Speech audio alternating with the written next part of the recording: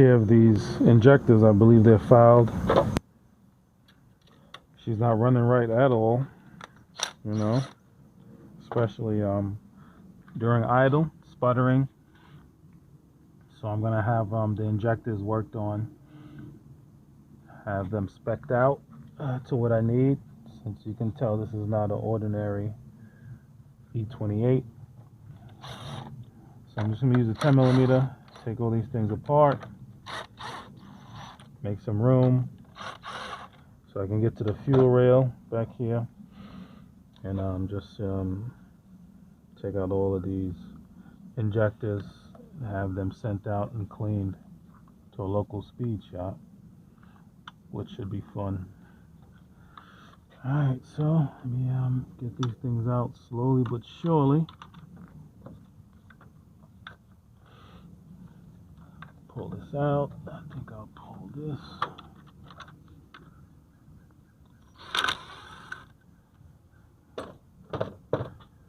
I have my Ryobi. Definitely a great tool to have. I have no issues with it. I enjoy working with it. Makes life a lot easier when I'm pulling things apart. Alright, so let's take out the inlet for the turbo. Everything looks good, clean. I might clean out this intake a little bit, but it's pretty clean. I cleaned it last time. Alright, let's get a few things out the way. Baby's gonna be sitting here for a little while as I go through getting this the injectors cleaned and taken care of.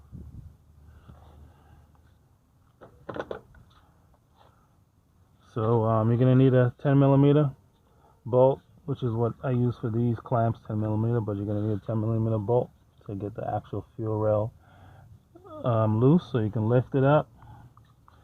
And then you're gonna have to disconnect the injectors.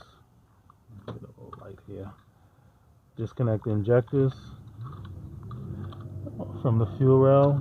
We'll come out with a little clip that you're gonna push back, that little square clip for this E28. That's the style that it has. And you'll pull these back, pushing it from the engine towards you. On the fuel rail, it'll clip out. Then we can just pop these babies out.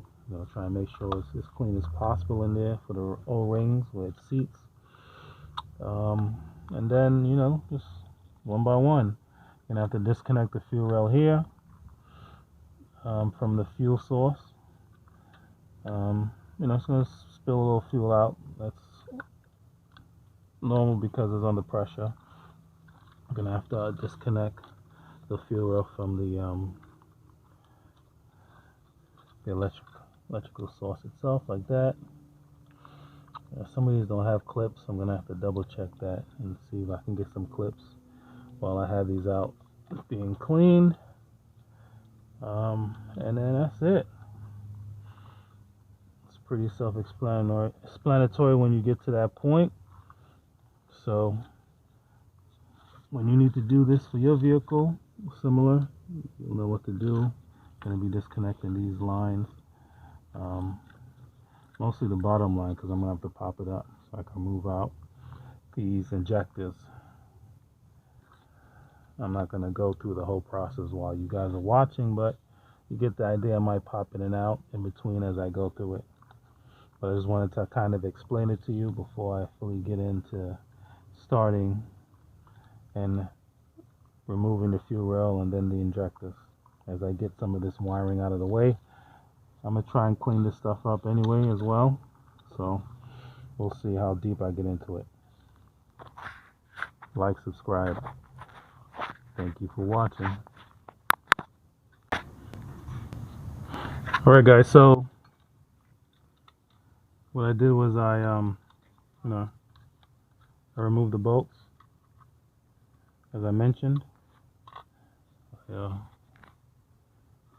Loosen this up, so just gotta kind of grabbing the fuel regulator. I'm just kind of pulling up to separate it here.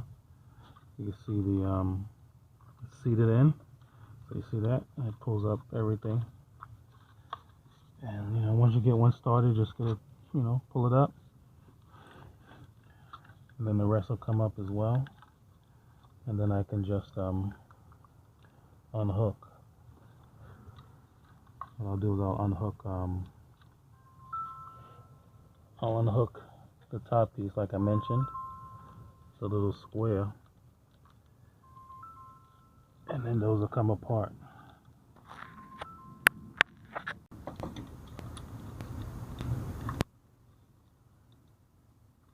So now to remove this top piece, the battery's dying. To remove this top piece, you're gonna need to just get a little screwdriver, just to pry it a little bit, and then it'll drop out.